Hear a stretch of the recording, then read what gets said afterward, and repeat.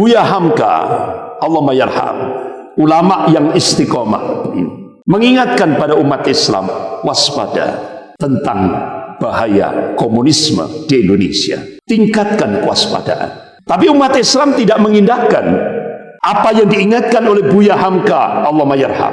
Jadi 10 tahun sebelum peristiwa G30 SPKI, Allah Subhanahu wa Ta'ala sudah memberikan basirah, ketajaman mata hati seorang ulama di Indonesia, mengingatkan tentang bahaya gerakan komunis di Indonesia. Akhirnya setelah 10 tahun terjadilah peristiwa G30 SPKI. Bahkan sampai sebelumnya itu 907 ulama se-Indonesia mengadakan muktamar di Palembang dan akhirnya mengeluarkan rekomendasi, mengeluarkan fatwa bahwa ideologi komunis haram hukumnya bagi umat Islam di seluruh Indonesia. Bahkan kalau ada umat Islam menerima ideologi komunis itu, haram jenazahnya dilaksanakan secara syariat Islam. Sampai seperti itu. Karena pada saat itu jaya-jayanya PKI di Indonesia. Nah sekarang bapak-bapak ibu yang dirahmati Allah, Masya Allah, sejarah itu berulang lagi. Karena Allah sudah memberikan kabar. Habib Rizik Syihab bersama tokoh-tokoh intelijen di Indonesia mengingatkan sejak 2014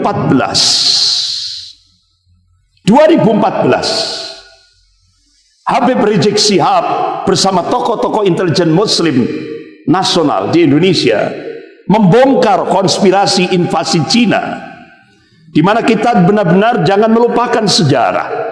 Bagaimana dulu ketika Cina memberikan hutang ke Indonesia, itu ternyata digunakan untuk membangkitkan ideologi komunisme di Indonesia. Cina memberikan hutang ke Indonesia ini grafiknya tinggi sekali Pak, ribuan triliun. Otomatis ini dampaknya juga Ipolisos Budhanka. Dan akhirnya Habib Rizik Syihab berhasil membongkar konspirasi yang ingin menghancurkan negara kesatuan Republik Indonesia oleh para mafia. Jadi Habib Rizik Syihab bersama tokoh-tokoh intelijen muslim di Indonesia sudah mengingatkan Indonesia ada sebuah mafia. Nah kita baru tahu mafia itu yaitu Jenderal Sambo 2022. Padahal Habib Rizik Syihab bersama tokoh-tokoh intelijen muslim sudah membongkar itu 2014. Kita baru dong Pak, kalau bahasa Jawa itu baru ngeh, ya kan? Itu 2022 munculnya kasus Sambo. Bagaimana mafia itu sebenarnya menggurita di Indonesia. Bahkan Habib Rizik Syihab berhasil membongkar kebangkitan komunis yang didukung oleh para mafia Taipan. Ini 2014. Sehingga kita bisa mengingat bagaimana komunis ingin mendirikan negara komunis Indonesia. 1926 gagal. 1948 gagal. 1965 gagal. 1998 kita yang dulu sudah pernah saya ungkapkan, mulai dari tahap pertama, kedua, ketiga, keempat, kelima, keenam, ketujuh, kedelapan, untuk merebut jabatan wakil presiden sampai puncaknya muncul peristiwa Mei 98 yang digerakkan oleh Jenderal LP Murdani. Gagal. Akhirnya muncul lagi rencana 2019, belum tercapai, sudah dibongkar oleh Habib Rizik Syihab 2014 bersama tokoh-tokoh intelijen di Indonesia. Akhirnya tahun 2016 Habib Rizik Syihab diminta untuk menyampaikan, mempresentasikan 30 indikasi kebangkitan komunis di Indonesia pasca reformasi 98. Diungkap di gedung Balai Kartini bersama Kiai Haji Hasyim Mujadi, Allahumma yarham. Beliau waktu itu masih jadi ketua PBNU. Beliau sudah meninggal. Kemudian Pak Said Iman, ditambah lagi Profesor Sri Edi Swaswono dan beberapa pakar dari Angkatan Darat di gedung Balai Kartini. Yang itu benar-benar ketika saya mendapatkan undangan lewat WhatsApp, itu H-1 ada revisi. Ada revisi undangan di gedung Balai Kartini Jakarta. Ternyata yang memberikan keynote speaker adalah Menhan, yaitu Menteri Pertahanan Bapak Jenderal Purnawirawan Riyamizat Riyakudu. Dan tidak tanggung-tanggung datang juga pada acara di Balai Kartini saat Habib Rizik memberikan presentasi. Itu datang juga Panglima TNI, yaitu Bapak Jenderal Gatot Nurmantio waktu itu 2016. Sehingga Habib Rizik Syihab mengungkap tentang 30 indikasi kebangkitan komunis di Indonesia. Sampai-sampai bapak-bapak ibu yang dirahmati Allah, beberapa jenderal-jenderal purnawirawan angkatan darat yang hadir di gedung Kartini. Begitu juga tokoh-tokoh ulama, bahkan guru besar, profesor-profesor dari kampus-kampus ternama yang hadir di gedung Balai Kartini memberikan apresiasi kepada Habib Rizik Syihab. Menguasai betul beliau. Karena beliau ingin menyelamatkan Indonesia ini dari cengkraman komunis Cina dan oligarki atau 9 naga itu. Bapak-bapak ibu yang dimuliakan Allah. Bahkan Habib Rizik Syihab berhasil membongkar. Jadi ternyata kedaulatan Republik Indonesia ini, kata Habib Rizik Syihab, dijebol lewat 2 proyek besar, yaitu proyek reklamasi dan proyek Mikarta. Jadi ternyata proyek Mikarta ini adalah grand design Cina untuk mengintegrasikan Indonesia ke cakupan wilayah ekonomi Cina. Jadi proyek Mikarta ini surganya penjahat-penjahat asal Cina, yaitu jaringan narkoba internasional, ya kan? Judi internasional, prostitusi internasional, cybercrime dan ya penipu cybercrime dan sebagainya. Ini surganya bagi penjahat-penjahat Cina. Bapak-bapak, ibu-ibu yang dimuliakan Allah. Bahkan Habib Rizik Syihab berhasil mengobrak-abrik rencana roadmap 9 naga oligarki di Indonesia ini. Itu yang menguasai Indonesia. Bahkan yang menguasai TNI Polri. Itu 9 naga. TNI Polri sudah dikuasai. Semua lini kehidupan di Indonesia sudah dikuasai 9 naga. Ya, ya. Bahkan roadmapnya itu 2005 9 naga ini menjadikan Ahok menjadi Bupati Belitung Timur. Kemudian 2009 9 naga menjadikan Ahok menjadi anggota DPR Komisi 2. 2014 9 naga menjadikan Ahok menjadi Gubernur DKI Jakarta. Kemudian 2017 9 naga tetap ingin menjadikan Ahok menjadi Gubernur DKI Jakarta. 2019 9 naga atau oligarki ini ingin menjadikan Ahok menjadi RI 2, bukan Kiai Ma'ruf Amin, tapi Ahok. Itu rencananya sudah diatur rapi. 2024 9 naga ingin menjadikan Ahok RI 1. Ini roadmapnya sudah diatur dengan rapi sekali. Tapi wa makar Allah wallahu khairul makirin. Mereka membuat makar, tapi Allah balas makar mereka dan Allah sebaik-baik membuat makar. Akhirnya di Kepulauan Seribu Allah plesetkan ucapan Ahok. Dia menghina surah Al-Maidah ayat 51. Akhirnya Habib Rizik Syihab membangkitkan umat Islam dari Sabang sampai Merauke. Puncaknya peristiwa 212. 13 juta lebih umat Islam tanpa undangan, Mbak, hadir memenuhi seruan Habib Rizik Syihab untuk menyelamatkan negara kesatuan Republik Indonesia. Ini puncaknya 212. Masya Allah, ini benar-benar keberkahan ilahi untuk bangsa Indonesia. Akhirnya Habib Rizik Syihab menjadi target untuk dibunuh. Habib Rizik Syihab akhirnya ditarget untuk dibunuh. Sehingga upaya pembunuhan terhadap Habib Rizik Syihab itu sudah 11 kali. Terakhir ba'da sholat subuh berjamaah, beliau langsung menuju ke ruang perpustakaannya, ditembak dari jauh pakai sniper. Tapi alhamdulillah Allah masih melindungi beliau. Meleset, Pak, tembakannya. Pecah itu kaca perpustakaan rumah pribadi beliau. Akhirnya keesokannya ada seorang brimob bunuh diri, ya kan? Dan fotonya jelas itu. Jadi darah berceceran di bawah kepalanya.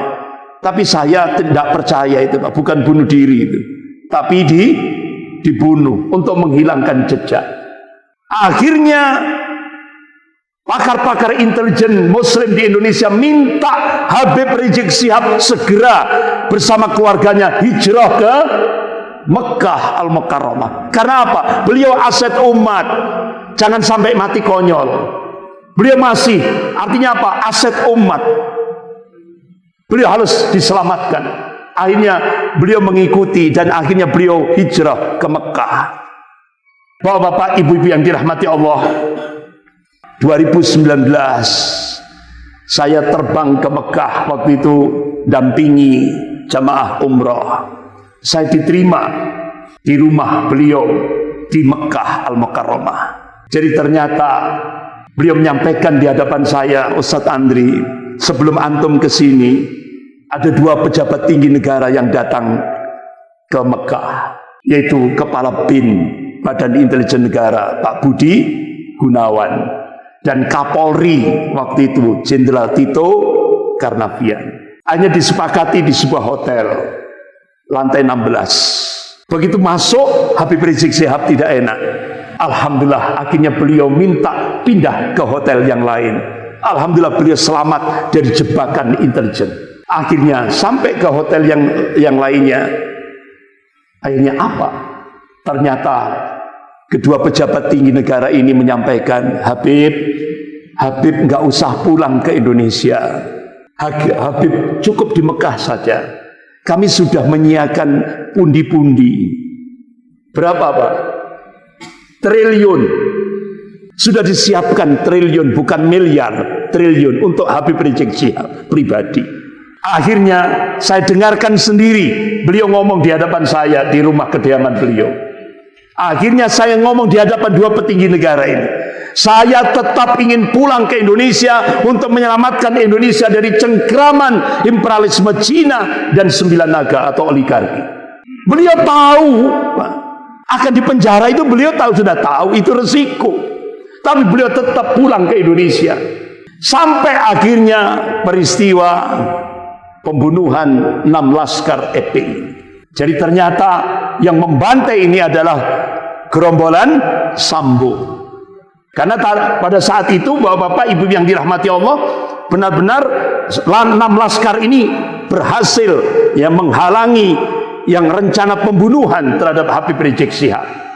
Sehingga sampai bannya itu ditembak, sehingga dengan kecepatan tinggi itu bannya sampai lepas sampai ke kilometer 50. Dari kilometer 50 ditangkaplah 6 laskar FPI, disiksa di sebuah villa, kemudian ditembak jarak dekat langsung ke dadanya sampai jebol ke belakang itu. Sampai akhirnya Pak Dr. Mulyadi, ini dosen ilmu kepolisian dan intelijen. Beliau adalah doktor dalam bidang militer dan politik. Beliau mengambil polisi itu dilatih untuk nembak kaki, bukan kepala atau jantung, sehingga kriminal itu bisa diajukan ke pengadilan. Sementara kalau militer, kalau tentara itu boleh nembak kepala dan jantung, karena untuk mempertahankan kedaulatan negara kesatuan Republik Indonesia. Nah sekarang dibalik, yang nembak jantung kepala polisi, militernya malah tidak diperkenankan. Kebalik sekarang. Bapak ibu yang dirahmati Allah, akhirnya Profesor Mahfud MD sebagai Menko Polhukam meresmikan FPI ditetapkan sebagai organisasi terlarang. Ini sejarah berulang.